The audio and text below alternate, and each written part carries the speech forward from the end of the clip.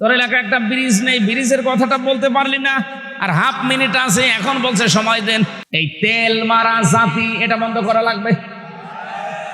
আমি তো বলার এখনো পাইনি, যদি পাই 29 তারিখে এই তেল মারা বন্ধ করব। যেখানে সংসদের এক একটা মিনিটে বাংলাদেশের মানুষের টাকা খরচ হয় প্রায় 25,000-এর উপরে এক এক মিনিটে, আর সেখানে আপনি তেল মারেন মানুষকে।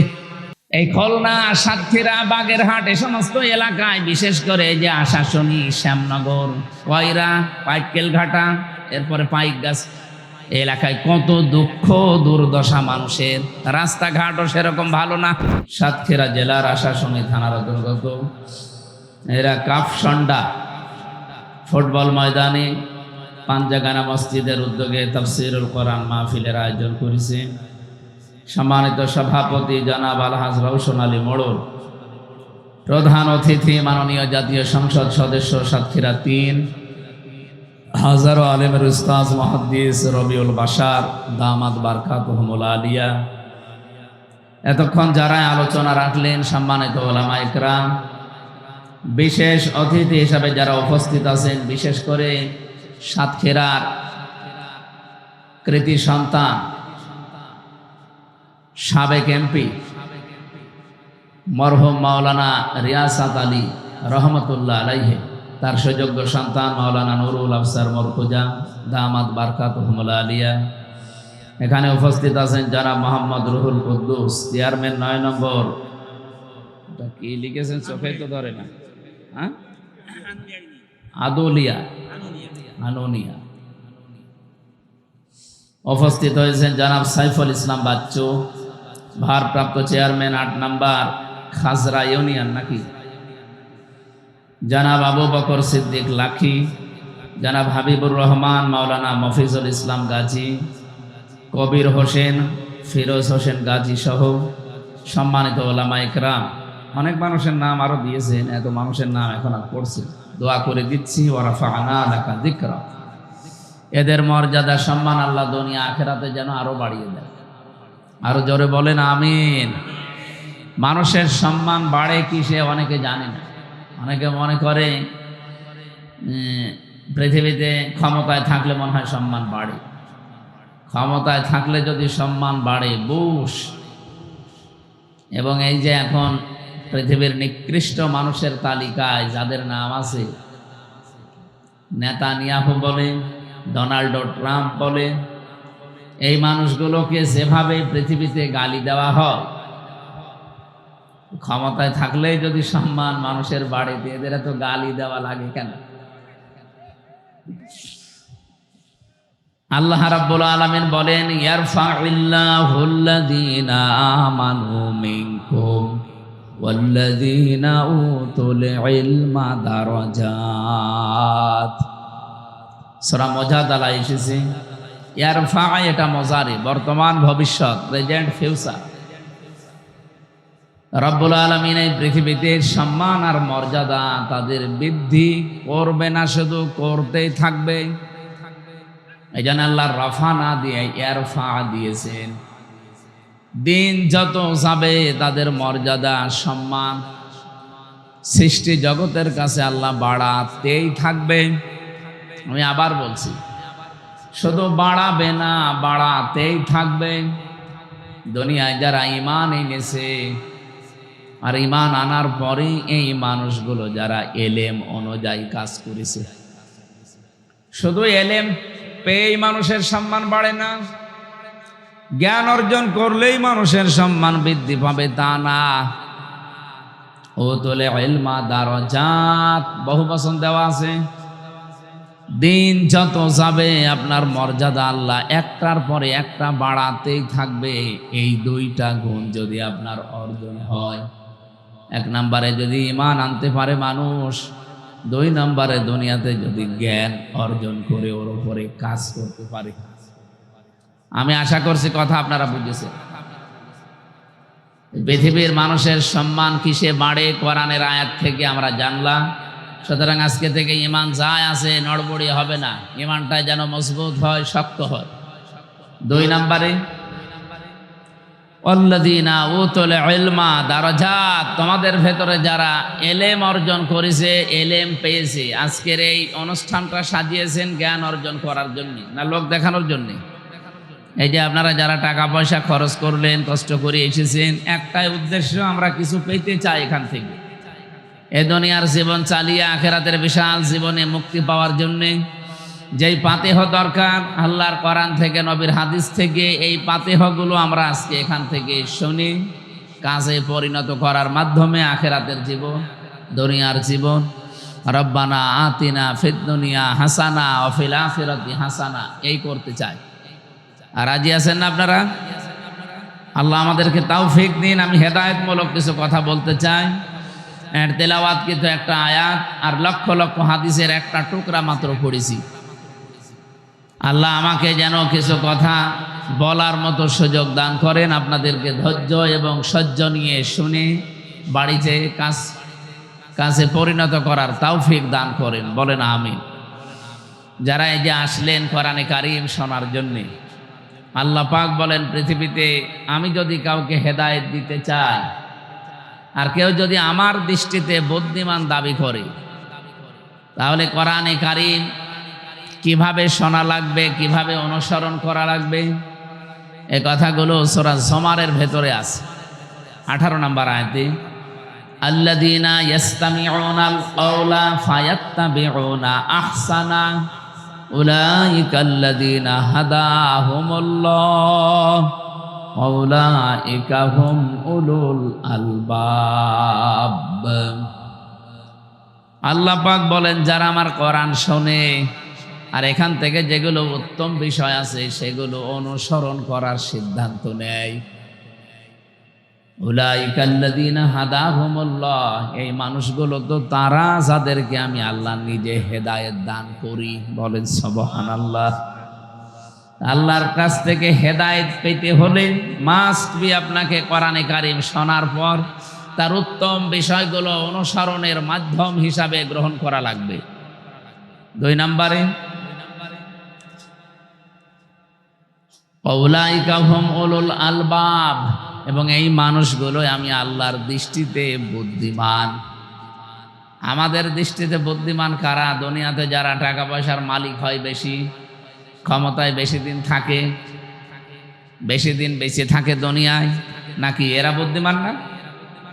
যারা সকালবেলা উঠে এই ধান্দায় থাকে যে কার 12টা বাজাবো, কার নামে মিথ্যা মামলা দিয়ে, মিথ্যা সাক্ষী দিয়ে তার জীবন নষ্ট করব, এরকম ধান্দাবাজ মানুষ দেশে নেই? এ জেলায় মনে হয় এরকম মানুষ নেই, অনেক জেলায় আছে। এরা নিজেদেরকে বুদ্ধিমান মনে করে। আল্লাহর দৃষ্টিতে বুদ্ধিমান তারা যারা কোরআনে কারীম থেকে শোনার পরে তার উত্তম বিষয়গুলো দুনিয়ার জীবনে মেনে চলতে পারে। আল্লাহ যেন তার দৃষ্টিতে আমাদেরকে বুদ্ধিমান হওয়ার তৌফিক দেন, বলেন আমিন। এমন কিতাবের আলোচনা শোনার জন্য আমরা অলরেডি বসেছি। আমি ভূমিকায় কয়েক মিনিট এ কোরআনে কারীমের মহত্ব, বড়ত্ব, এর বিশালত্ব, এ কথাগুলোর ওজন কি, সেই কথাগুলো আগে বলার পরে আমি আরম্ভ করছি। আল্লাহ রাব্বুল আলামিন বলেন আলাউ আন্নামা ফিল আরদি মিন শাজারাতিন আকলামু ওয়াল বাহরু ইয়ামুদ্দুহু মিন বা'দিহি সাবআতু আবহুরিম মা নাফিদাত কালিমাতুল্লাহ ইন্নাল্লাহা আজিজুন হাকীম। সূরা লোকমানে এসেছে 27 নম্বর আয়াতে। রব্বুল আলামিন আয়াত শুরু করার পরেই দেখেন মা শব্দটা দিয়েছেন। এখানে যারা অন্তত আলেম আছেন তারা বুঝবেন, ইন্না বা আন্নার পরে যদি মা আসে তাহলে বাংলা অর্থ দাঁড়ায় কেবলমাত্র, শুধুমাত্র, একমাত্র, হবেই হবে, এইটাই, এই জন্যেই। এরকম 33টা অর্থ আছে। আলাউ আন্না মা ফিল আরদি মিন শাজারাতিন আকলামু ওয়াল বাহার। আল্লাহ তাআলা আলাউ আন্না দিয়েও যদি ফিল আরদি বলতেন তাও আমরা অর্থ করতে পারতাম, যারা আলেম আমরা আছি। তো মা দিয়ে আল্লাহ এমন গ্যারান্টি দিয়েছেন কেবলমাত্র, শুধুমাত্র, প্রকৃত পক্ষে, এই জন্যেই সত্য সত্যই তাম পৃথিবীতে যত গাছগাছালি আছে এই সুন্দরবন সহ আমাজন জঙ্গলের গাছ সহ এই গাছগুলো যদি কেউ কলম বানিয়ে ফেলে, পৃথিবীতে যত সমুদ্র আছে এর সাথে যদি আরো 7টা সমুদ্রের পানি যোগ করে কেউ লিখতে আরম্ভ করে কালি বানিয়ে, রব্বুল আলামিন বলেন হয়তো একদিন সব কালি শেষ হয়ে যাবে। আমি কোরআনে যত নিয়ামতের কথা দিয়েছি আমার কথা লিখে শেষ করা যাবে না। মা নাফিদাত কালিমাতুল্লাহ, আমি আল্লাহর কালামগুলো ছোট্ট ছোট্ট শব্দে আমি আল্লাহ তোমাদেরকে জানিয়েছি, কিন্তু এত ব্যাখ্যা এর ভেতরে লুকিয়ে রেখেছি। আজ 1500 বছর চলছে, কত মানুষ কত ভাবে তাফসির লিখেছে। আমার এই ছোট্ট জীবনে প্রায় 42টার উপরে তাফসির আমার দেখা অলরেডি সুযোগ হয়েছে। দেশে বিদেশের বিভিন্ন লাইব্রেরিতে এখনো মনে হয় কোরআনের কোনো আয়াতের তাফসির পড়তে গেলে কেবল মাত্র পড়ছি এই মনে হয়। এমনকি বিশ্বের ভেতরে যত মুফাসসির আজ পর্যন্ত 1500 বছরে পার হয়ে গেছে, কোন মানুষ আজ পর্যন্ত বলতে পারে না যে আমি যে তাফসির লিখেছি হক আদায় হয়ে গেছে, আর লাগবে না। লাউ কানাল বাহরু মিদাদান লিকালিমাতি রাব্বি লানাফিদাল বাহরু ক্বাবলা আন তানফাদা কালিমাতু রাব্বি ওয়ালাউ জিনা বিমিসলিহি মাদাদা। রব্বুল আলামিন সূরা কাহফের 109 নম্বর আয়াতে আমাদেরকে জানিয়েছেন, নবী আপনি বলেন লাউ কানাল বাহরু মিদাদান লিকালিমাতি রাব্বি লানাফিদাল বাহরু ক্বাবলা আন তানফাদা কালিমাতু রাব্বি। এখানে ওই একই কথা আল্লাহ রিপিট করলেন, যদি সমুদ্রের পানিগুলো সব কালি করে কেউ লিখতে আরম্ভ করে, আমার বর্ণনা লেখার আগেই পানিগুলো সব কালিগুলো শেষ হয়ে যাবে। আমি আয়াতগুলো যখন ব্যাখ্যা পড়ি ভাবি, বিশ্বের বড় বড় লাইব্রেরিতে আমি কম যাইনি, বড় বড় দেশের বড় বড় লাইব্রেরিগুলো আমি ঘুরেছি, ভিজিট করে দেখেছি কত কিতাব সেখানে। মালয়েশিয়া ইন্টারন্যাশনাল বিশ্ববিদ্যালয়ে যে লাইব্রেরি আমি পেয়েছি, আমারও বিশ্ববিদ্যালয় আছে কুষ্টিয়াতে, এর চাইতে কমপক্ষে 10 ডবল বড় হবে। আপনার কোনো কিতাব যদি খুঁজতে হয় কম্পিউটারে সার্চ দেবেন, বলবে অমুক তলায় অমুক র্যাকের উপরে অমুক নাম্বার লাইনে ওই জায়গায় পাওয়া যাবে, যান। তাছাড়া আপনি যদি মনে করেন ওই কিতাবটা আমি খুঁজতে যাই, এমনি বন বন করে শুধু ঘুরবেন, জীবনেও খুঁজে পাবেন না। এই যে লক্ষ লক্ষ কিতাব, কত মানুষ থিসিস করছে, গবেষণা করছে, সেগুলো সব জমা হচ্ছে বছরের পর বছর। এতগুলো বিষয় থাকার পরে আমি আশ্চর্য হয়েছি, সবার উপরে আল্লাহর কোরআন এভাবে রেহালের উপরে রেখে দিয়েছে।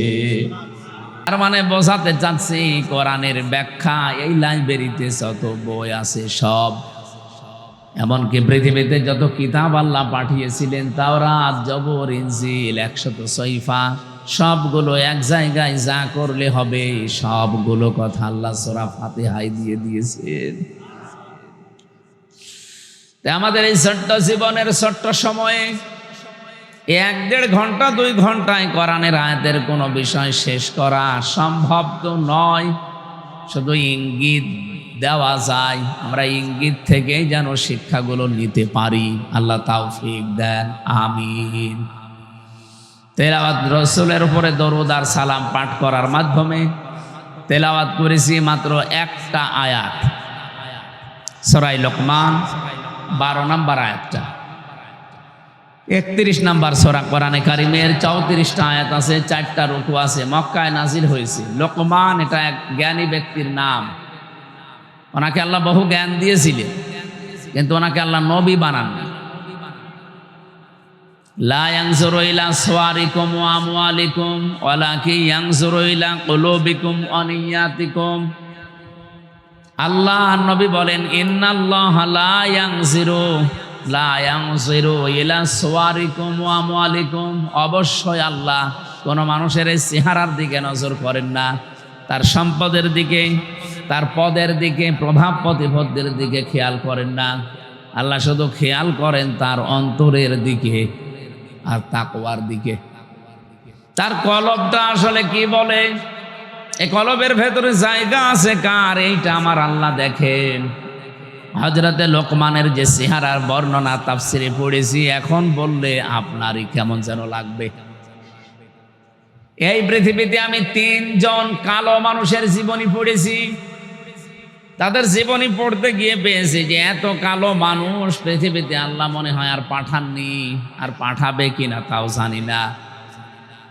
তার ভেতরে হযরতে ওমর রাদিয়াল্লাহু তাআলা আনহুর বাড়িতে একজন কাজ করতেন। 2 নম্বরে হযরতে বেলাল, 3 নম্বরে এই যে সূরাটা পড়লাম লোকমান। তাফসীর বর্ণনা ইবনে কাসির বলেন তার জহব্বা ছিল ঝুলে থাকা, ঠোঁটগুলো মোটা, উনি শর্ট ছিলেন, বেটে, চুলগুলো কোকড়ানো ছিল। চেহারার বর্ণনা যেটা বললাম, হাড়ির তলা তো দেখেছেন, এও তো দেখতে ভালো লাগে, এর চাইতেও কালো ছিল, কুচকুচে। চেহারার যে বর্ণনা দিলাম, একবার শোনার পরে আর একবার দেখতে মন চাবে। অথচ আল্লাহর দরবারে তার মর্যাদা এত বেশি, এত বেশি আল্লাহ দিয়েছেন। রব্বুল আলামিন বলেন ওয়ালাকাদ আতাইনা লুকমানাল হিকমাতা আনিশকুর লিল্লাহ, অবশ্যই আমি লোকমানকে জ্ঞান দিয়েছিলাম, হিকমা দান করেছিলাম, আর তাকে বলেছিলাম আমার শুকরিয়া আদায় করো। আমায় ইয়াশকুর, যে ব্যক্তি শুকরিয়া আদায় করবে, ফাইন্নামা ইয়াশকুরু লিনাফসি, সে তো কেবলমাত্র শুধুমাত্র তার নিজের জন্যই শুকরিয়া করে। আমান কাফারা ফাইন্নাল্লাহা গনিয়্যুন হামিদ, কোন মানুষ যদি মুখ ফিরিয়ে নেয়, কুফরি করে, আল্লাহর নিয়ামত পাওয়ার পরে গোপন করে রাখে, সে যেন জেনে রাখে আমার আল্লাহ মুখাফেক্ষিহীন, প্রশংসিত। এটা বাংলা অর্থ ছিল। সূরা লোকমানের ভেতর থেকে আমি যতগুলো তথ্য পেয়েছি, আমি যদি কোনো জায়গায় কথা বলি 1 ঘন্টা, কমপক্ষে তার উপরে আমার 20 ঘন্টার উপরে পড়াশোনা করা থাকে। আজকের এই তেলাওয়াতকৃত আয়াতে এত তথ্য আমার মাথার ভেতরে আছে, 1-1.5 ঘন্টা না, আমার সারা জীবনে বললেও শেষ করা সম্ভব না, এত কথা আছে। আল্লাহ যেন খুব অল্প সময়ে ডেলিভারি দেওয়ার তৌফিক দান করেন, বলেন আমিন। বলেন তো, লোকমান আলাইহিস সালাম উনি নবী ছিলেন না, কিন্তু আলাইহিস সালাম বলা লাগে তাকে। চেহারার যে বর্ণনা শুনলেন, আমি কি আর একবার বর্ণনা দিলে আপনার ভালো লাগবে? এইরকম মানুষটার মর্যাদা আল্লাহর কাছে এত বেশি, এত বেশি, তিনি দুনিয়ার জীবদ্দশায় 4000 নবীর সাক্ষাৎ পেয়েছিলেন। 4000। তিনি তার জীবনীতে আমি পড়েছি 4000 নবীর সাক্ষাৎ শুধু পাননি, এই 4000 নবীর খেদমত তিনি করেছিলেন। প্রশ্ন আসতে পারে উনি কয় বছরই বেঁচে ছিলেন, এত নবীর সাক্ষাৎ পেলেন? পৃথিবীতে আল্লাহ নবী পাঠিয়েছেন প্রায় 1,24,000, মতান্তরে 2,24,000। এত নবী আর রাসূলের ভেতরে হযরতে লোকমান সাক্ষাৎ পেয়েছিলেন 4000 নবী আর রাসূলদের। তিনি প্রত্যেকের খেদমত করে 8টা জিনিস দুনিয়াতে তিনি অর্জন করেছিলেন। এ কোরআনে কারিমে আমার আল্লাহ 8টা জিনিস কোরআনে ছড়িয়ে দিয়েছেন। হযরতে লোকমান বলেন 8টা জিনিস আমি সব নবী রাসূলের খেদমত এই যে 4000 নবীর কাছ থেকে পেয়েছি। কিয়ামত পর্যন্ত যারা দুনিয়াতে আসবে, তারাও যদি 8টা বিষয় অনুসরণ করে চলতে পারে, তারাও চিরন্তন হয়ে যাবে। হযরত লোকমান উনি বিদায় নিয়েছে কত হাজার হাজার বছর আগে, অথচ এখন সূরা লোকমান পড়লে মনে হয় ওই লোকটা এখনো বেঁচে আছে। পৃথিবীতে 200 কোটির উপরে মুসলমান। আমার মনে হয় হযরত লোকমানকে নাম শুনলে তার জন্য দোয়া করে না এরকম মুসলমান নেই। কারণ আল্লাহ পাক তাকে কোরআনে কারিমে চিরন্তন করে দিয়েছেন। তার যে উপদেশ বাণীগুলো তিনি তাম পৃথিবীর সব মানুষকে উদ্দেশ্য করে দিয়েছেন তা না, দিয়েছিলেন তার সন্তানকে উদ্দেশ্য করে। রব্বুল আলামিন তার সন্তান হযরত লোকমান তার সন্তানকে এমন এমন কথাগুলো জানিয়েছেন, আল্লাহ এত বেশি খুশি হয়ে গেছেন যে কোরআনে কারিমের মতো এরকম মহা একটা কিতাব, যে জায়গায় আল্লাহ তার নামে 34টা আয়াত বিশিষ্ট একটা সূরা লোকমান পুরাটা নাযিল করেছেন। আপনি সূরার নাম দেখবেন, সূরা মুহাম্মদ আছে, সূরা ইউনূস আছে, সূরা ইউসুফ আছে, এই যে নাম বলছে এগুলো সূরা ইব্রাহিম আছে, সূরা হুদ আছে, সূরা নূহ আছে, এগুলো সব নবীদের নাম। হযরত লোকমান নবী হিসাবে নির্বাচিত হতে পারেননি, কিন্তু তিনি এমন জ্ঞান অর্জন করে জ্ঞানটা কাজে লাগিয়েছিলেন। রব্বুল আলামিন বলেন এই জ্ঞান কাজে লাগানোর কারণে আমি আল্লাহ তাকে চিরন্তন করে রেখেছি। তিনি যে 8টা বিষয় তাম পৃথিবীর মানুষকে জানাতে চেয়েছেন, ওই 8টা বিষয় আমাদেরকে এখন অর্জন করা আবশ্যক ও কর্তব্য আমি মনে করি আমাদের দরকার। দলমত আদর্শ আমাদের আলাদা থাকতেই পারে, কোরআন যেহেতু সবাই আমরা পড়ি, পড়লেও সূরা লোকমান আমাদের পড়া লাগে, এই জন্য সবার জন্য সূরা লোকমানের এই 8টা বিষয় প্রযোজ্য। 1 নম্বরে আল্লাহ বলেন আমি তাকে জ্ঞান দিয়েছিলাম। এই যে জ্ঞানটা এটা আমার আল্লাহ পাক তার বান্দা হযরত লোকমানকে দান করার পরে, লোকমান আলাইহিস সালাম সহ যত মানুষ তারা দুনিয়াতে জ্ঞান পেয়েছে, তারা জ্ঞান পাওয়ার পরে বিনয়ী হয়ে গেছে। আমরা অনেকে জ্ঞান পাই, কিন্তু জ্ঞান পাওয়ার পরে বিনয়ী হওয়ার পরিবর্তে অহংকারী হয়ে যায়। আমি আজকে একটা ভিডিও দেখছিলাম, 2জন শিক্ষিত মানুষ মাঝি তাদেরকে নিয়ে যাচ্ছে একটা নৌকা দিয়ে, ডিঙ্গি নৌকা দিয়ে পার করে মাছ বরাবর যাবার পর ওনারা 2জন তো সাঁতার জানে না, ঢেউ যখন উঠেছে নৌকা বা ডিঙ্গি টলমল করে, আল্লাহ রসুলের দোহাই দিয়ে বাবা মায়ের কিরা দিয়ে কসম দিয়ে বলছে মাঝি ভালো করে চালান, আপনি আমাদের মা, আপনি আমাদের বাবা। এত বিনয়ী হয়ে কথাগুলো বলছিল। আমি বারবার ওই লোকটার মুখের দিকে তাকিয়ে দেখি, লোকটা চোখ মুখতেছে, তার মানে কাঁদতেছে। জীবনের মায়া যখন ভেতরে এসে গেছে, লোকটা কেঁদে ফেলেছে। এতগুলো কথা 2-3 মিনিট বলার পর আস্তে আস্তে নৌকা যখন তীরে একেবারে ভিড়ে গেছে, লাফ দিয়ে ডাঙ্গায় নেমে এবার মাঝিকে গালিগালাজ আরম্ভ করেছে। তুই এত দেরি করলি কেন? সে মা বাবা তোলে গালি। আমার ভিডিওটা 4-5 মিনিটের হবে। এই দৃশ্যটা দেখার পরে আমার মনে হচ্ছে বাংলাদেশের অনেক জ্ঞানী মানুষ, শিক্ষিত মানুষের সাথে এটা আজ মিলে যাচ্ছে। কে কাকতে মিনতি করেছিল মানুষেরা বলেন তো? যে মানুষগুলোর প্রশংসায় যে 18 মাস ধরে আপনি করলেন, তাদের জীবন দেওয়ার জন্য, বীরত্ব গাথার জন্য কত কিছু বলে তাদেরকে আকাশে তুলে দিলেন, অথচ এই মানুষগুলো এখন পুরাটা চোখ উল্টিয়ে ফেলেছে। জ্ঞান পেলে মানুষ বিনয়ী হয়, এটা জ্ঞানের প্রথম বৈশিষ্ট্য। কিন্তু যারা আজ জ্ঞান পেয়ে বিনয়ী না হয়ে আজ পুরাটা চোখ উল্টিয়ে অহংকারী হয়ে গেছেন, আল্লাহর কসম এই জ্ঞানী শয়তানের মতো আপনাকে ডোবাবে। এজন্য আমার প্রথম কথা ছিল শুধু ঈমান আনলে আর জ্ঞান অর্জন করলেই সম্মান বাড়বে না, জ্ঞানের উপরে কাজ করা লাগবে। আপনার জ্ঞান কি ওইটা বলে যে মানুষগুলোর জন্য আজ আমির হামজা এই সাতক্ষীরার আশা শুনি অন্তত এই ময়দানে হাজারো মানুষের সামনে কথা বলতে পারছে। আপনি কোনোদিন কল্পনা করেছেন এই 17 বছরে? আমি তো সাতক্ষীরার নাম ও মুখে আনতে ভয় পেতাম। কারণ এটা বাংলাদেশের দ্বিতীয় কারবালা। এমন কোন জুলুম অত্যাচার নেই এই 17 বছরে এই জেলায় হয়নি।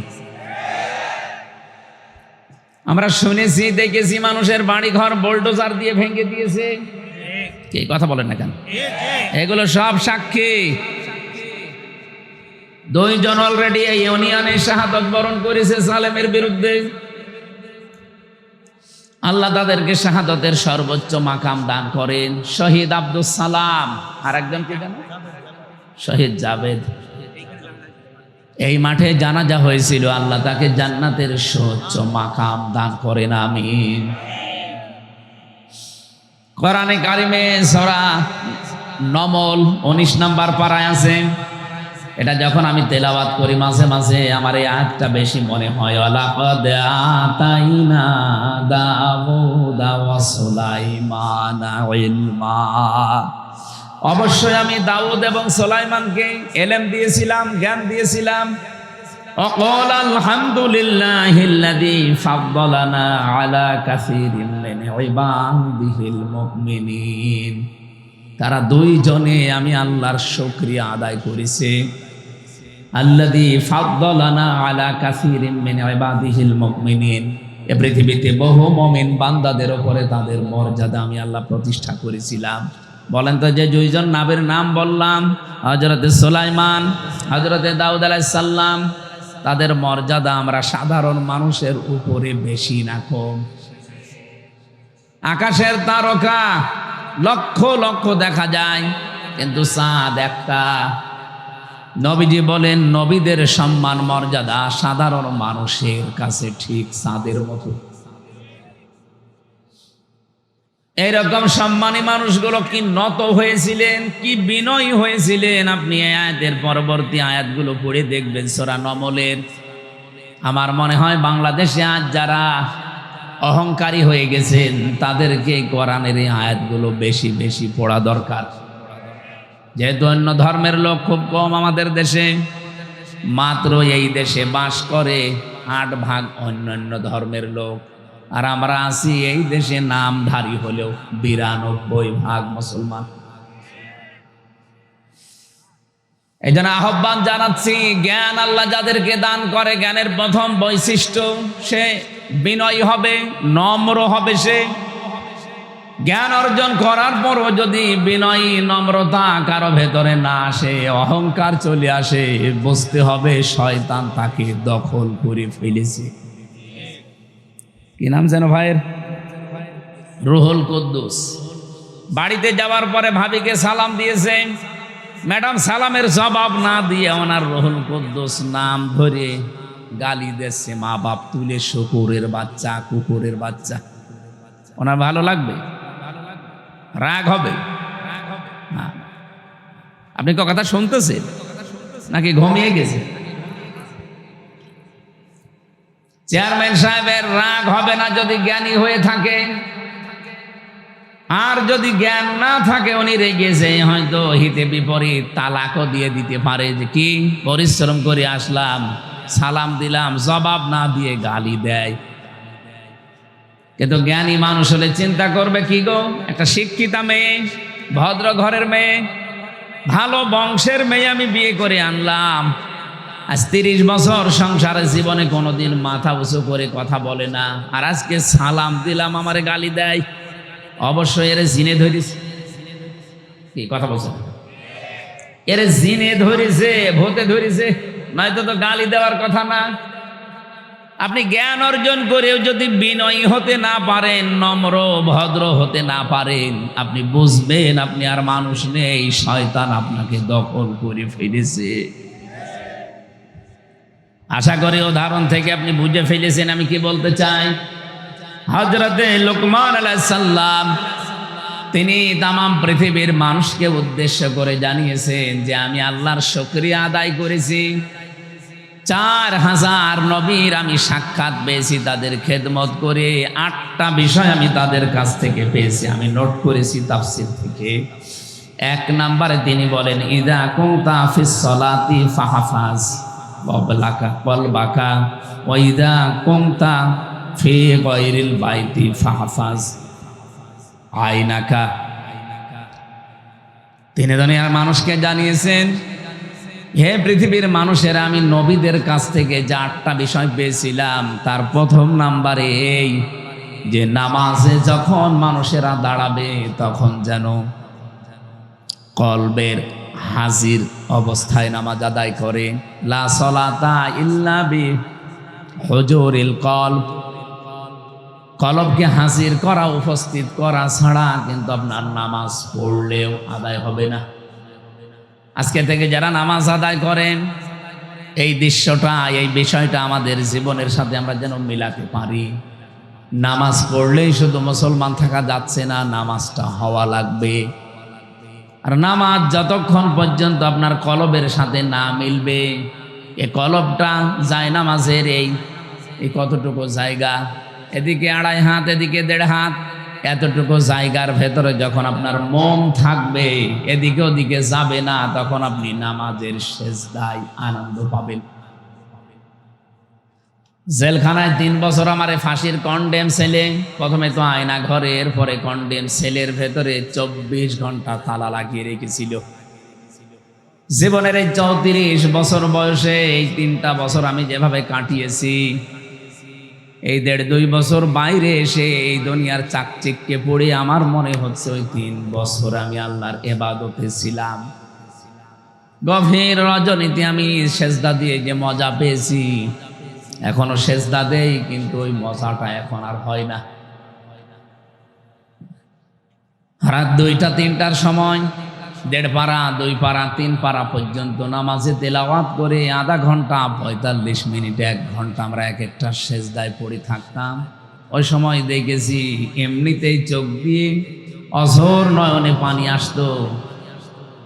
আর এমন একটা মজা, এমন একটা আলাদা স্বাদ আমি সেজদায় পেয়েছিলাম, ফাঁসির ওই কন্ডেম সেলের ভেতরে, বাইরে 1.5 বছরেও এখনো পাইনি। আপনি একটু লম্বা সেজদা দিয়ে দেখেন, কলবটা হাজির নাজির করে যদি সত্যি আপনি সেজদা দিতে পারেন, আমার তো মনে হয় যারা মন থেকে নামাজ আদায় করা আরম্ভ করবে, ওই মানুষগুলোকে বোম মারলেও তারা সেজদা থেকে বিরত হবে না। আজকে থেকে সিদ্ধান্ত নেওয়া লাগবে। সাতক্ষীরাবাসী বহু অত্যাচার, জুলুম, নির্যাতনের শিকার হয়েছেন। আমার তো মাঝে মাঝে মনে হয় আল্লাহ পাক যদি বাংলাদেশের 64 জেলার মানুষকে ঈমানের পরীক্ষার উপরে এই মাজলুম অবস্থা থেকে জান্নাত দেওয়া আরম্ভ করে, 1 নম্বরে সাতক্ষীরা দিয়ে আরম্ভ করবে, এরপরে চাঁপাইনবাবগঞ্জ, এরপরে চট্টগ্রাম, কিন্তু অনেক পরে। কারণ আমরা বেশিরভাগই তো ছিলাম পিরাই আরামে। বড় বড় আল্লাহর ওলিগুলো আল্লাহ কুষ্টিয়ায় দিয়েছে, হাসানুল হক ইনু, মাহবুবুল আলম হানিফ, সব আল্লাহর ওলি না? কিন্তু এই সমস্ত জেলার বিষয়গুলো আমরা যেহেতু দেখেছি, এই জন্য অনেক ভালোবাসি আপনাদেরকে ঈমানের কারণে। চাঁপাইনবাবগঞ্জ, সাতক্ষীরা শুনলে আমরা এমনিতেই নরম হয়ে যাই। এই মানুষগুলোকে আহ্বান জানাচ্ছি, কিয়ামতের ময়দানে সর্বপ্রথম আমার আল্লাহ যেটার হিসাব আরম্ভ করবে তার নাম কিন্তু সালাত বা নামাজ। আউয়ালু মা ইউহাসাবু বিহিল আবদু ইয়াউমাল কিয়ামাতিস সালাত। কিয়ামতের দিন সর্বপ্রথম আল্লাহ যে আমলের হিসাব আরম্ভ করবে কাজের, তার নাম নামাজ। এজন্য আজকে থেকে সিদ্ধান্ত নিয়ে যাবেন, জীবনে কোনো দিন আমি নামাজ আর বাদ দেব না। যদি দাঁড়িয়ে পড়তে না পারেন বসে পড়বেন, বসেও যদি না পারেন আপনি শুয়ে পড়েন। কিন্তু যদিও মাসলাটা নিয়ে মতভেদ আছে, আমি তারপরেও বলছি, চেয়ারে নামাজ পড়া পারো তো পক্ষে ঠিক না। এই এলাকায় হয়তো সব নেই। আপনাকে চেয়ারম্যানই করতে গেছেন, আল্লাহর সামনে যদি দাঁড়িয়ে থাকতে না পারেন বসেন, গোলামের মতো বসবেন। এটাও যদি আপনার শরীরে না কোলায় শুয়ে পড়েন, এটাও যদি না পারেন ইশারায় পড়বেন। চেয়ারে বসে বসে পা ঝোলানো লাগবে। কোথায় পেয়েছেন আপনি? আপনি কি মাননীয় প্রধানমন্ত্রীর সামনে বসেছেন? আপনি বসেছেন যার সামনে, তার মর্যাদা জানেন? ওমা কদারুল্লাহ হাক্কা কদরিহি ইন্নাল্লাহা লাকাবিয়্যুন আজিজ। কোনদিন শুনেছেন এই আয়াতের মর্মবাণী? আল্লাহ বলেন, না, আমার বান্দা বান্দিরা আমি আল্লাহর যে ক্ষমতা এই অনুযায়ী আমাকে বিশ্বাস করে না। কিয়ামতের দিন এই সাতবক আসমান আর জমিন পুরাতন কাপড়ের মতো আমার এই হাতের ভেতর আমি গুটিয়ে ফেলবো। কত বড় বিশাল ক্ষমতার মালিক আমার আল্লাহ, আমাদের মাথায় ধরবে না, এই জন্য বলছি না। রব্বুল আলামিন এত বড় পাওয়ার নিয়ে আপনার সামনে দাঁড়িয়ে আর আপনি তার পায়ে সেজদা দেবেন না। চেয়ারে বসে বসে আপনি চেয়ারম্যানই করছেন।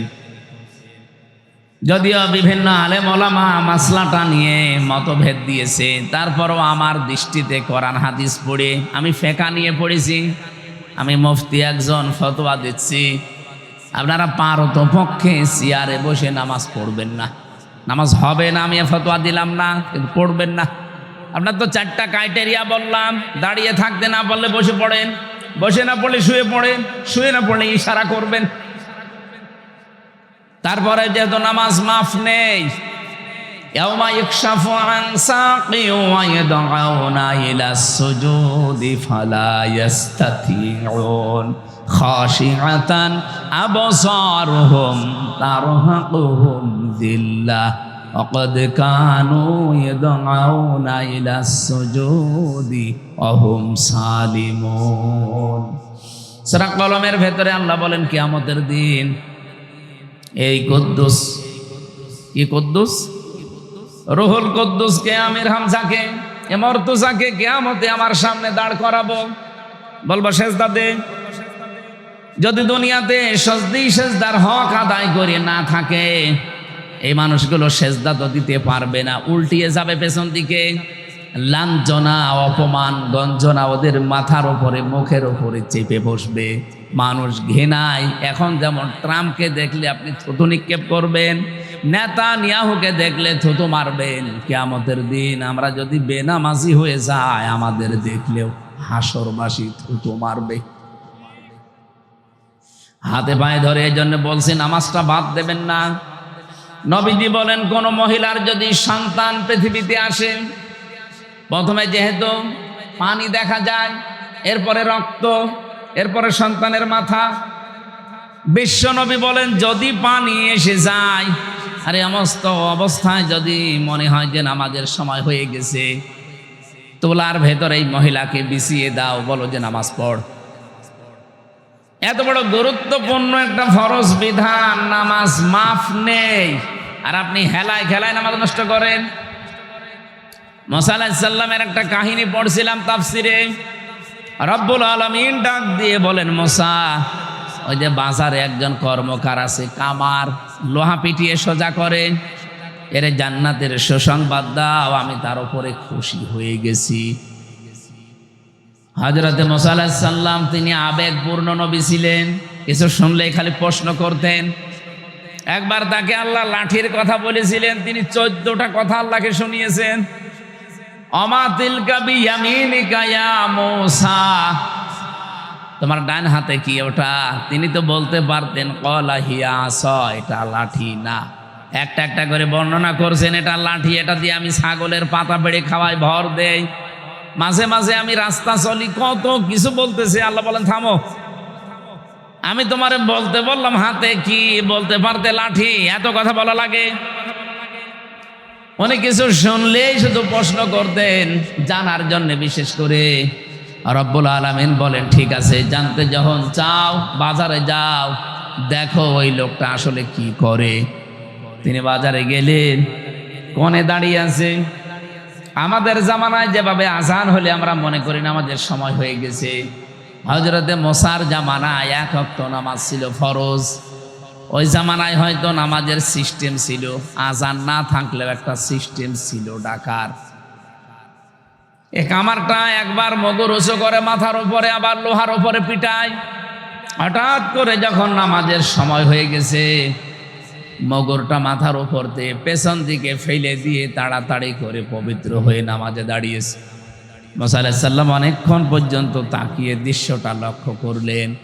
আর ডাক দিয়ে বলেন, রব্বুল আলামিন, ওই লোকটা তো মগরটা লোহার উপরে পিটিয়ে এরপরে নামাজে যেতে পারতো।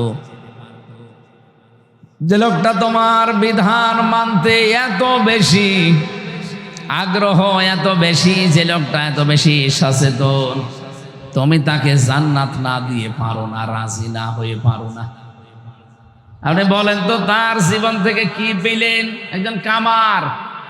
আমাদের কাছে কি নামাজের এই গুরুত্বটা এইরকম আছে? নেই। রমজান এসেছিল যতগুলো শিক্ষা দিতে, আমি তো প্রায় 27টা শিক্ষার উপরে অর্জন করেছি। এখন আমার কাজ হবে, আমার যে হাদিস ছিল, আহাব্বুল আমালি ইলাল্লাহি আদওয়ামুহা ওয়া ইন ক্বাল্লা, বুখারী শরীফের হাদিস। নবীজি বলেন, আল্লাহর কাছে পৃথিবীতে সবচাইতে ভালো মহব্বতের ভালোবাসার কাজ হচ্ছে ওইটা যেটা কন্টিনিউয়াস করা হয়, প্রতিনিয়ত প্রতিদিন করা হয়, যদিও কাজটা অল্প হয়। রমজানে যেহেতু একটা অভ্যাস আমাদের তৈরি হয়ে গেছে, নামাজ আদায় করা, জামাতে নামাজ পড়া, এমনকি তাহাজ্জুদেরও অভ্যাস আমাদের অনেকে হয়ে গেছে। এটা ধরে রাখবেন, কন্টিনিউয়াস, কম হোক তারপরও ধরে রাখেন। আদওয়ামুহা ওয়া ইন ক্বাল্লা, যদি আপনি এটা বাস্তবে রাখতে পারেন, দায়েম কায়েম ভাবে, কন্টিনিউয়াস ভাবে, একটা দিন এভাবে করে করে, অল্প হলেও আমার আল্লাহর কাছে এটা সবচাইতে দামি কাজ। বলেন সুবহানাল্লাহ। দুনিয়াতে যত ইবাদতের কথা আমরা পড়েছি, মাওলানা সাহেব বলছিলেন, এই জমিন যার, বিধান চলবে তার, এটা আল্লাহর কাছে প্রিয় কাজ। অন্যান্য হাদিসের বর্ণনা আছে, এই পৃথিবীতে আল্লাহর কাছে প্রিয় কাজ হচ্ছে তাকে সেজদা দেওয়া। আমি পড়া কোরআন শরীফের ভেতরে 2টা কাতারের কথা পেয়েছি। কাতার, এই 2টা কাতারকে আল্লাহ সবচাইতে বেশি ভালোবাসেন, দেখলেই তিনি খুশি হয়ে যান। 1 নম্বরের কাতার পাবেন সূরা সফ 4 নম্বর আয়াতে, ইন্নাল্লাহা ইউহিব্বুল্লাযীনা ইউকাতিলুনা ফি সাবিলিহি সাফফান কান্নাহুম বুনয়ানুম মারসুস। অবশ্যই আল্লাহ তোমাদের ভেতরে ওই কাতারকে বেশি ভালোবাসেন যারা সীসা গলা প্রাচীরের মতো ঐক্যবদ্ধ হয়ে জমিনে আল্লাহর বিধান কায়েমের জন্য চেষ্টা করে। আর সাতক্ষীরার মানুষের এটা করছে আমি জানি। এখানে 4টা আসনে 4টায় আপনারা ইনসাফের পক্ষে রায় দিয়ে সংসদে কোরআনের পক্ষে কথা বলার জন্য পাঠিয়েছে। আপনার কি মনে হয় মুহাদ্দিস রবিউল বাশার জীবনেও কোনোদিন মূর্তির পক্ষে কথা বলবে? কথা বলে না কেন? উনি শিরিক করতে বলবে। ওখানে যদি 2টা দিনও সময় পায়, 5 মিনিটও সময় পায়, 1 মিনিট হয়তো আল্লাহর প্রশংসা করবে, 4 মিনিট আপনাদের কথা তুলে ধরবে। কিন্তু বহু মানুষকে আমরা দেখছি সংসদ অধিবেশন শুরু হওয়ার পর থেকে আজকের পর্যন্ত যেই কয়টা অধিবেশনে গেলাম, সিরিয়াল হিসাবে যাদের নাম আসে তারা আল্লাহর প্রশংসা তো দূরের কথা, শুধু মানুষের প্রশংসায় পঞ্চমুখ। কেন এত মানুষের প্রশংসা করা লাগবে কেন? কে কোন জামানায় মারা গেছে, কে কি করেছে, অত কথা আপনার বলার দরকার কি? আপনাকে বানিয়েছে যে তার নাম বলবেন বিসমিল্লাহির রহমানির রহিম, এরপরে আপনার যে দায়িত্ব জনগণ তুলে দিয়েছে এই কথা বলেন। সময় দিয়েছে 5 মিনিট, 4.5 মিনিট গেছে বিভিন্ন মানুষের বন্দনা করতে। এখন বলে মাননীয় স্পিকার আমারে আরেকটু সময় দেন। আরে তোর সময় দিলাম 5 মিনিট, কি করলি তুই? তোর এলাকায় একটা ব্রিজ নেই, ব্রিজের কথাটা বলতে পারলি না, আর হাফ মিনিট আছে, এখন বলছে সময় দেন। এই তেল মারা জাতি, এটা বন্ধ করা লাগবে। আমি তো বলার এখনো পাইনি, যদি পাই 29 তারিখে এই তেল মারা বন্ধ করব। যেখানে সংসদের 1-একটা মিনিটে বাংলাদেশের মানুষের টাকা খরচ হয় প্রায় 25,000-এর উপরে 1-1 মিনিটে, আর সেখানে আপনি তেল মারেন মানুষকে। এই খুলনা, সাতক্ষীরা, বাগেরহাট এই সমস্ত এলাকায়, বিশেষ করে যে আশাশুনি, শ্যামনগর, কয়রা, পাইকেলঘাটা, এরপরে পাইকগাছ এলাকায় কত দুঃখ দুর্দশা মানুষের। রাস্তাঘাটও সেরকম ভালো না। এসেছে নাকি আমাদের কি এমপি সাহেব? ও ভালো আছেন আপনি? ঠিক আছে, বসে। ভারপ্রাপ্ত হলে হবে, এবার ভার ফেলে দেওয়া লাগবে। হ্যাঁ ইনশাল্লাহ ভার এবার আর থাকবে না। আসল চেয়ারম্যান হিসাবে আল্লাহ কবুল করেন, আমিন। আমরা কি বলতে চাচ্ছিলাম যেন আপনাদের সামনে, প্রশংসা মানুষ আদায় করতে হবে কার? প্রতিদিন অন্তত 17 বার করে আপনার মুখ দিয়ে আল্লাহ এই কথাটা বের করে নেয়। আপনি দেখবেন প্রতিদিন 17 বার। যদি আপনি নফল সুন্নত মানে নামাজ নাও পড়েন, শুধু ফরজ নামাজও পড়েন, তাও 17 বার বলা লাগে আলহামদুলিল্লাহি রাব্বিল আলামিন। প্রশংসা কার? এখানে যে আলিফ লাম দেওয়া আছে, হয়তো এনারা জেনারেল শিক্ষিত মানুষ বুঝবে না, আলেমদের জিজ্ঞাসা করেন। আলিফ লাম 4 প্রকার হয়। এখানে আল্লাহ পাক নির্দিষ্ট করে দিয়ে দিয়েছেন যে যত প্রশংসা হতে পারে তুমি তোমার মুখ দিয়ে বলো আল্লাহ সব প্রশংসার মালিক তুমি। এমনকি আমি দেখেছি কাবা শরীফে মানুষ যখন যায়, যে কাপড়টা পরে যায় ওটা মনে করি আমরা যে এহরামের কাপড় না, ওটা কাফনের কাপড়। মানুষ তো আমরা মরে গেলে তাকে ধোয়ানো, গোসল করানো, এরপরে কাফনের কাপড় পরাই। আর আমি হামজা নিজেই মরে গেছি, এরপরে নিজেকেই নিজে কাফনের কাপড় মানে এহরামের কাপড় পরেছি, ওটা আসলে কাফনের কাপড়। এটা পরার পরে আল্লাহর ঘরের দিকে চারিদিকে বারবার ঘুরি, মানে কি যে আল্লাহ আমি সব ছেড়ে দিয়ে এসেছি, তোমার পেছনে ঘুরতেছি। 1 নম্বরেই বলা হয় লাব্বাইক, আল্লাহ আমি কিন্তু উপস্থিত হয়ে গেছি তোমার দরবারে। আল্লাহ বলেন দাঁড়া, কোথায়? সেই বাংলাদেশ 6000 কিলোমিটার দূর থেকে এসেছি মক্কায়, আমার ঘরের কাছে এসে বলছি লাব্বাইক। ঠিক আছে দাঁড়া, তোর নাম আমার হাজিরা খাতায় আমি লিখে নেব, কিন্তু 1 নম্বরে তোরে বলা লাগবে যে আমি মুশরিক না। লাব্বাইক আল্লাহুম্মা লাব্বাইক লা শারীকা লাকা লাব্বাইক। 1 নম্বরে স্বীকৃতি দেওয়া লাগে যে আল্লাহ আমি হাজির হয়ে গেছি। আল্লাহ বলেন তোর নাম আমি লিখবো হাজিরা খাতায়, তুই যে আমার বান্দা, তুই যে আমার বান্দি, এই কথাটা আমি লিখবো, কারণ এই শব্দটা এত দামি আমি আল্লাহর কাছে। কোরআন শরীফের ভেতরে বিশ্ব নবীকে আমি যত নামে নামে ডাক দিয়েছি, সবচাইতে প্রিয় নাম আমি আল্লাহর কাছে বান্দা। এই জন্য কোরআন শরীফে দেখবেন তাবারাকাল্লাযী নাযালাল ফুরকানা আলা আবদিহি লিয়াকুনা লিল আলামিনা নাযীরা। এই আয়াতের মাঝখানে আব্দুন আছে, আব্দুন মানে বান্দা। ওয়াইন কুনতুম ফি রাইবিম মিম্মা নাযালনা আলা আবদিনা, এখানে আলা আব্দুন শব্দ দিয়েছেন। আব্দুন মানে দাস, বান্দা, গোলাম, ভৃত্য, সার্ভেন্ট যাই বলেন। আল্লাহর কাছে শব্দটা এত দামি, এত ভালোবাসেন আল্লাহ। মানুষ যখনই তার ঘরে যে কথা বলে লাব্বাইক আল্লাহ আমি হাজির, আমি তোমার বান্দা, তোমার দাস, তুমি একটু লিখে নাও। আল্লাহ বলেন দাঁড়া, বল যে আমি আল্লাহ তোমার সাথে শরীক করি না, আমি মুশরিক না, আমার চিন্তা চেতনায় কোনো শিরিকের গন্ধ নেই, আমার কাজকর্মে কোনো শিরিক নেই। এই কথাটা বলার পরে আপনার নাম আল্লাহ লিখবে না, স্পেশাল ভাবে 3টা স্বীকৃতি আপনার মুখ দিয়ে আল্লাহ নিয়ে নেয়। 1 নম্বরে বলা লাগে ইন্নাল হামদা, হামদের আগে আলিফ লাম, এর আগে আছে ইন্না। আল্লাহকে আপনি নির্ধারিত করে বলছেন ইন্নাল হামদা, অবশ্যই যত প্রশংসা আছে দুনিয়াতে আজকে থেকে আমি আর কারো প্রশংসা করব না, সব প্রশংসা আমি তোমার জন্য দিয়ে দিলাম। এতটুকু বলার পরও আপনার নাম হাজিরা খাতায় উঠবে না। 2 নম্বরে বলা লাগে আবার নি'মাতা লাকা, যত নিয়ামত তুমি আমাকে দিয়েছো এই নিয়ামতগুলো আজকে থেকে আমি তোমার জন্য ব্যয় করব। ক্ষমতাটা নিয়ামত কার? আরো জোরে বলেন। আমি যে সুস্থ আছি এ নিয়ামত কার? দিন দিন আমার শরীরের অঙ্গ প্রত্যঙ্গগুলো সব আমার হাতছাড়া হয়ে যাচ্ছে। কখন যে চুল পেকে যায় আমাকে বলেও না, কখন যে দাঁত নড়ে যায় আমাকে বলেও না। চামড়া কখন ঝুলে যাচ্ছে আমারে বলেও না। বলে? বলেন বলেন। দিন দিন আমি একটা জগতের দিকে এগিয়ে যাচ্ছি। রব্বুল আলামিন আমাকে স্মরণ করিয়েছে যে এই যে যেই কয়দিন সুস্থ আছো এটা কিন্তু একটা নিয়ামত, এই নিয়ামতটাও কাজে লাগাবে। আমার জন্য এটা বল আগে নি'মাতা লাকা।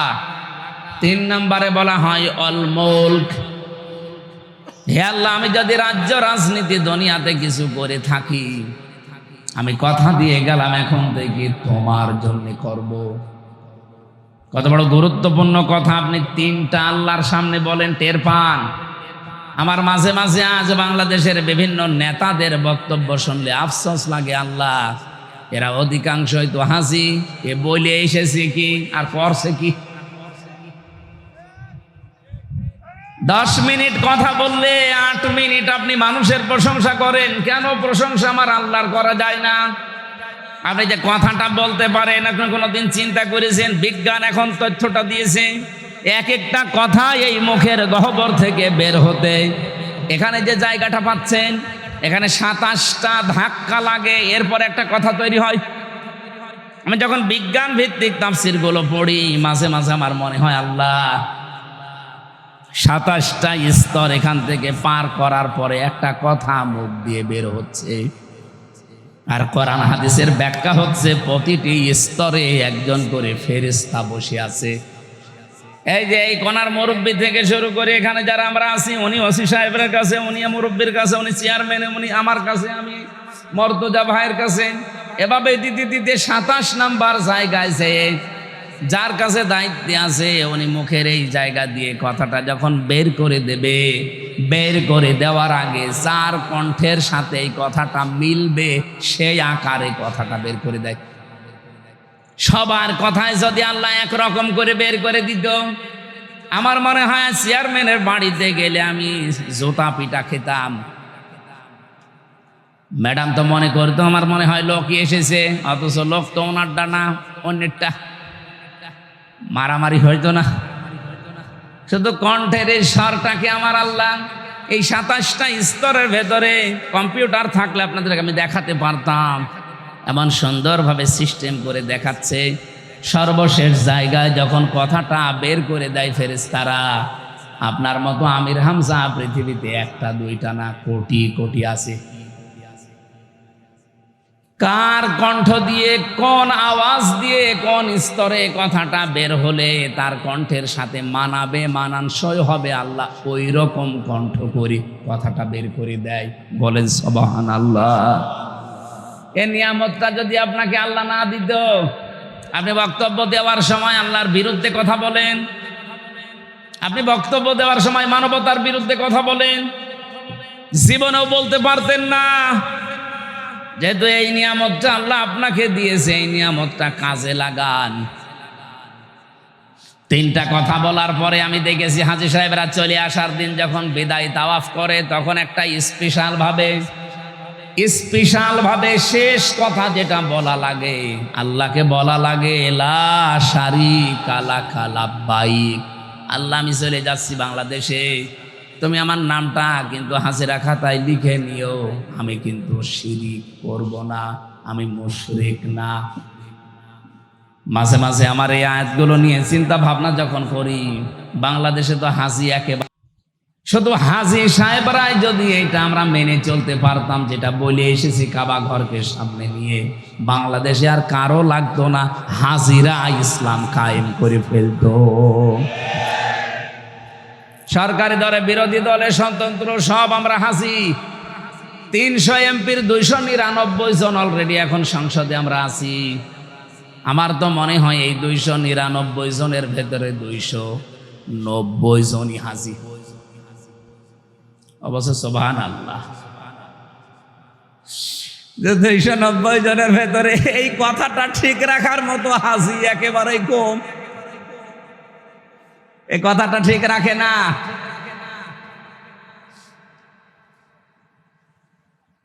এই জন্য প্রশংসার মালিক যেহেতু আমার আল্লাহ, নামাজের ভেতরে দাঁড়িয়ে 17 বার আপনার মুখ থেকে স্পেশাল ফতোয়া আল্লাহ বের করে নিচ্ছে প্রতিদিন, আলহামদুলিল্লাহি রাব্বিল আলামিন। আমি হযরত লোকমানের কথা বলছিলাম, উনি বলেছে নামাজের ভেতরে মনটা তৈরি করো। এটা আমি 4000 নবীর থেকে পেয়েছি। আপনাদেরকে আমি এই উপদেশটা দিয়ে গেলাম যে যেখানেই নামাজ আদায় করেন না কেন নামাজের ভেতরে মন তৈরি করেন। কিয়ামতের দিন যে বিশাল কঠিন অবস্থা আল্লাহ বানাবে, মেয়ে লোকের পেট ফেটে সন্তান বের হয়ে যাবে, শিশু বাচ্চাকে তার মা মনে রাখবে না। এই কঠিন অবস্থায় আল্লাহ পাক যে 7 প্রকার মানুষকে তার আরশের ছায়ায় মাছের কলিজা দিয়ে খাবার খাওয়াবে, তার অন্যতম একটা প্রকার আছে যে মানুষের কলব সব সময় আল্লাহর ঘর মসজিদের সাথে লটকানো থাকে। তার মানে নামাজের জন্য যার মনটা অস্থির থাকে। নামাজের ভেতরে আমাদের মন তৈরি করা লাগবে খুশু আর খুজু দিয়ে। আমরা নামাজ অনেকেই পড়ছি, কিন্তু নামাজের ভেতরে আমাদের মনটা থাকে না, মন চলে যায় অন্যদিকে। এমনকি নামাজের ভেতরে অনেকে মাছের ঘেড়ের হিসাব করে। কথা বলছে না কেন? নামাজের ভেতরে দাঁড়িয়ে সাহাবায়ে কেরামের জীবনী আমি পড়ি, আর মাঝে মাঝে ওই জেলখানার কথা ভাবি যে হ্যাঁ কিছুটা হলেও জেলের নামাজগুলো একটু ভালো ছিল। বাইরে এসে এত ব্যস্ততা, নামাজ পড়তে 2 রাকাত নামাজে তো অন্তত 5 মিনিট লাগার কথা, 3 মিনিটে ছাতা শেষ হয়ে যায়। হযরত তালহা নামাজে দাঁড়িয়েছিলেন, পাশেই তার একটা বাচ্চা খেলা করছিল। পাহাড়ি এলাকা থেকে একটা সাপ এসে বাচ্চাটাকে জড়িয়ে ফেলেছে। হযরতে তালহা নামাজে আসেন, এই জন্য তিনি খেয়াল করেননি, তেলাওয়াত মত্ত ছিলেন। স্ত্রী দৃশ্য দেখলেন যে স্বামী নামাজে আছে, এই জন্য ডাকেন নাই। আশপাশ থেকে লোকজন ডাক দিয়ে সাপটাকে মেরে বাচ্চাটাকে বিপদমুক্ত করে বসে আছে। নামাজের পরে হইচই পড়ে গেছে। হযরতে তালহা নামাজ শেষ করার পরে জিজ্ঞাসা করলেন, স্ত্রী এতগুলো মানুষ বাড়ির ভেতরে কি করে? স্ত্রী বলছে, সুবহানাল্লাহ স্বামী, আপনি এতগুলো ঘটনা সব ঘটে গেল, কিছু টের পাননি। আপনি নামাজে থাকাকালীন আমি দেখেছিলাম একটা বাচ্চা সাপ জড়িয়ে ফেলেছে। লোকজন ডাক দিয়ে সাপটাকে মেরে আমি বাচ্চাটাকে বিপদ মুক্ত করে বসে আছি। এতগুলো কাজ আপনার সামনে হইচই পড়েছে, আপনি কিছুই টের পেলেন না। হযরতে তালহা বলেন, স্ত্রী নামাজের ভেতরে তেলাওয়াতে আল্লাহর সাথে কথা হচ্ছিল। আমি যখন বলছিলাম আলহামদুলিল্লাহি রাব্বিল আলামিন, আমার আল্লাহ যেন জবাব দিচ্ছে, সাদ্দাকতা ইয়া আবদি, আমার বান্দা সত্য কথা বলছে। তার মানে এই কথাটা তার জীবনের সাথে মিল আছে। ও আল্লাহ বাদে অন্য কারো প্রশংসা করে না। আমি যখন আর রহমানির রহিম পড়েছি, আমার আল্লাহ জবাব দিচ্ছিলেন। যতগুলো কথা বলি আল্লাহ জবাব দেয়। নামাজের ভেতরে মন এদিকে ওদিকে চলে গেলেও নামাজ আর নামাজ থাকে না। আপনারা নামাজ আরম্ভ করবেন খুশু খুশু নিয়ে। আমি 2 নম্বরে পেয়েছি, হযরতে লোকমান বললেন, পৃথিবীর মানুষেরা 4000 নবীর কাছ থেকে আমি খেদমত করে এই শিক্ষাটা পেয়েছি যে কারো বাড়িতে যদি কেউ প্রবেশ করে যেন উকি ঝুঁকি না দেয়। অনেক মানুষের মন দেখবেন এরকম আছে, কারো বাড়িতে বেড়াতে গেলে শুধু উকি ঝুঁকি দেয়। এলাকায় মানুষ নেই এরকম। স্বামী স্ত্রী কোনো ঘরে যদি থাকে, কোনো মানুষ যদি দরজা জালানার ফাঁকা দিয়ে এদিক ওদিক করে তার দিকে তাকায়, নবীজি বলেন সীসা গরম করে অথবা সুচ গরম করে ও চোখ সেলাই করে দাও। কোরআনে কারিমে জানিয়েছেন আল্লাহ সূরা এটা নূরের ভেতরে আছে 26 নম্বর আয়াত, সম্ভবত 27 নম্বর আয়াত। ইয়া আইয়ুহাল্লাযীনা আমানু লা তাদখুলু বুয়ুতান গায়রা বুয়ুতিকুম হাত্তা তাস্তানিসু ওয়া তুসাল্লিমু আলা আহলিহা। হে ঈমানদারেরা, নিজের বাড়ি হোক আর অন্যের বাড়ি হোক, আগে অনুমতি নিবা, সালাম দিবা, এরপর প্রবেশ করবা। আমাদের আজ পারিবারিক জীবনে, সামাজিক জীবনে এই আয়াতটা পালন হয় না। আমরা সামাজিক জীবনে, পারিবারিক জীবনে যদি এটা একটু ফলো করার চেষ্টা করি, আমার মনে হয় পরিবারেই সালাম দেওয়ার প্রচলন, অনুমতি নেওয়ার এই সিস্টেম আসলে অনেক পরিবারে অনেক গুনাহ কমে যাবে। বিশেষ করে আমার কাছে যেটা ধরা পড়েছে, আমি জানি না আপনার সাথে মিলবে কিনা, বহু মানুষ আছে বিবাহের পরে 1 বছর 1.5 বছর 2 বছর নিজের স্ত্রী ভালো লাগে, এরপরেই দেখবেন নিজের বউ আর ভালো লাগে না, অন্যের বউ দেখলেই কেমন যেন মন আনচান করে। এটা একটা রোগ। এটা কি? এই যে নিজের বউ যার কাছে ভালো লাগে না, অন্যেরটা দেখলেই মন ভালো হয়ে যায়, এরকম লোক আছেন কারা? হাত তোলেন তো। এলাকায় সব নেই। তারপরেও যদি কোনো রোগী থাকেন, আপনার রোগের জন্য আল্লাহ একটা ঔষধ দিয়েছেন, মাত্র 1 মাস পালন করবেন, আমি গ্যারান্টি দিয়ে যাচ্ছি, আল্লাহর কসম, আপনার বউ আপনার কাছে অন্যের বউ দেখলে যেমন লাগে তার চাইতেও বেশি ভালো লাগবে। নাকি বলবো না? আল্লাহ পাকের ঔষধ, উল্লিল মুমিনিনা ইয়াগুদ্দু মিন আবসারিহিম ওয়া ইয়াহফাযু ফুরুজাহুম যালিকা আযকা লাহুম। হে নবী, আপনি মুমিন পুরুষদেরকে বলেন তারা যেন পরনারীর থেকে চক্ষুকে নিম্নগামী করে রাখে। 2 নম্বরে তাদের লজ্জাস্থানের হেফাজত করে। শুধুমাত্র একটু শক্ত হয়ে দেখেন যে আল্লাহর যেহেতু নিষিদ্ধ, আমি কোনো পরনারীর দিকে তাকাবো না, যদি একেবারে বাধ্য না হয় আমি তাকাবো না। 2 নম্বরে আমার লজ্জা স্থানটা আমি একটু হেফাজত করে রাখবো। চেষ্টা করলেই পারা যাবে, শয়তানের সাথে যুদ্ধে লিপ্ত হওয়া লাগবে। মন নামে যে শয়তানটা আপনাকে ধোঁকা দিচ্ছে, সব সময় একটু শক্ত হওয়ার চেষ্টা করেন, মাত্র 1 মাস চেষ্টা করেন। যালিকা আযকা লাহুম, আল্লাহ বলেন এইটাই পবিত্রতম ঔষধ পন্থা। ইন্নাল্লাহা খাবীরুম বিমা ইয়াসনাউন, তোমরা যা করো আমার আল্লাহ যেহেতু সব জানে। এই কথাটা যে মানুষটা সব সময় মনে রেখেই 2টা ঔষধ আজকে থেকে খেতে পারবেন, 1 মাসের ভেতরে দেখবেন নিজের বউ দেখলে অন্যের বউর সাথে ভালো লাগবে। এজন্য ওকে ঝোঁকে মারার এই সিস্টেম বন্ধ করা লাগবে। আজ হাজারো পরিবারে বিভিন্ন জায়গায় যে পরকীয়া প্রেমে, এ শুধু মেয়ে লোকের মামলা নিতে ওসি সাহেবরা মানে হাঁপ লেগে যাচ্ছে তাদের। আপনি থানায় যেয়ে দেখবেন 100টার প্রায় 70টা মেয়েলি কেস আর 30টা জমি জায়গা নিয়ে ঝামেলা। আমাদেরকে একটু স্বস্তিতে কাজ করতে দিতে হলে আমাদের কোরআনের এই আয়াতগুলো আমাদের ব্যক্তি, পরিবার, সমাজ আর রাষ্ট্রে পালন করা লাগবে। আল্লাহ পাক আমাদের নিজেদেরকে হযরত লোকমানের এই যে 2 নাম্বার উপদেশ তিনি যা দিয়েছেন, নবীদের কাছ থেকে পেয়েছেন, এটা মেনে চলার তৌফিক দেন, বলেন আমিন। 3 নম্বরে পেয়েছি যে খাবার খেলে সব খেয়ে ফেলবেন না।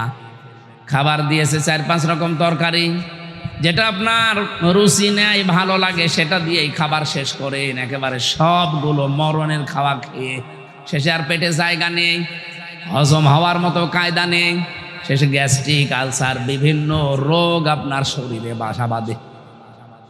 উনি বলেন আমি নবীদের কাছ থেকে এইটা পেয়েছি। প্রতিটি নবীকে আমি এই 4000 নবী দেখেছি, প্রত্যেকটা নবীর বুক ছিল বড়, পেট ছিল ছোট। আর আমরা নবীর এমন উম্মত, আমাদের বুক নেই, শুধু পেট। এরকম মানুষ নেই?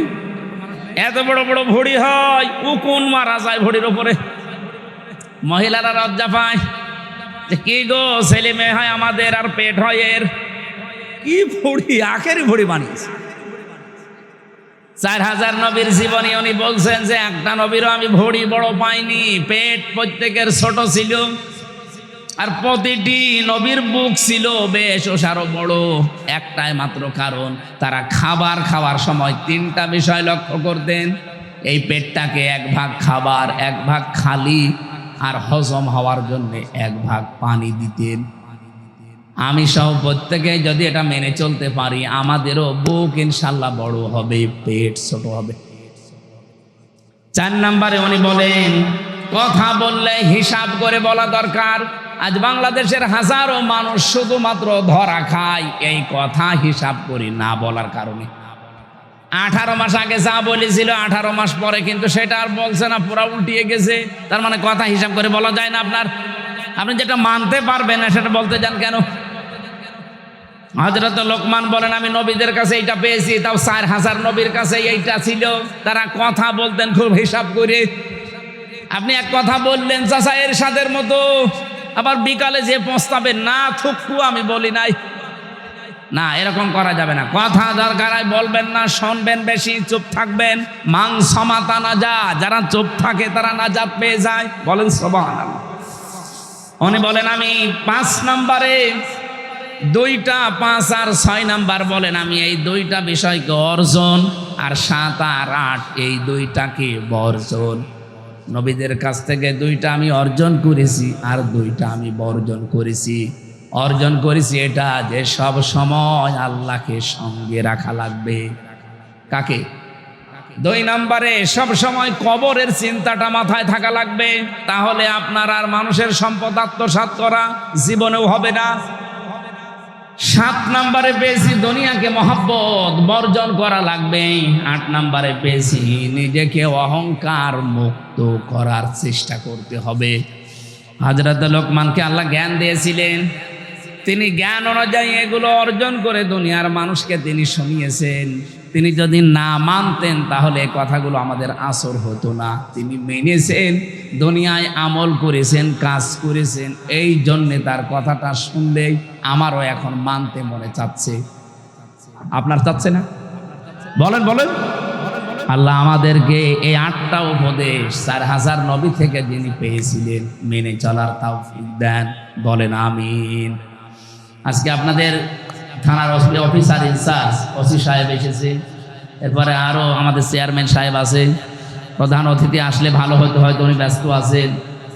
আমাদেরও এলাকা নিয়ে আমাদের এখন কাজ তো সংসদ কেন্দ্রিক, মন্ত্রণালয় কেন্দ্রিক, বিভিন্ন জায়গায় এলাকায় কি কি লাগবে আমার আসনের ভেতরে এই সমস্ত বিষয়গুলো নোট করে 29 তারিখে আমাদের হয়তো বলা লাগবে। বিভিন্ন মন্ত্রণালয়ের মন্ত্রীরা থাকবে, তাদের কাছে আপনাদের চাহিদাগুলো তুলে ধরা লাগবে। তো কাজ আমাদের ওইটা।